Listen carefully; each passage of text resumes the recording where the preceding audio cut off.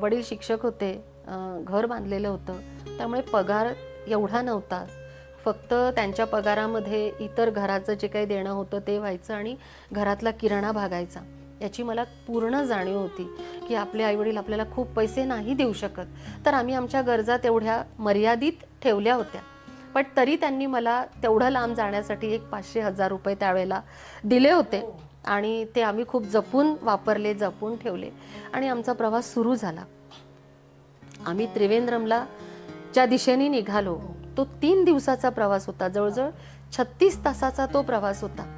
आणि त्रिवेंद्रमची गाडी म्हटल्यानंतर त्याच्यामध्ये महाराष्ट्रातली आणि मराठी बोलणारी लोक फार कमी आणि सगळी तिकडची केरळी किंवा तमिळ बोलणारी सगळी लोक.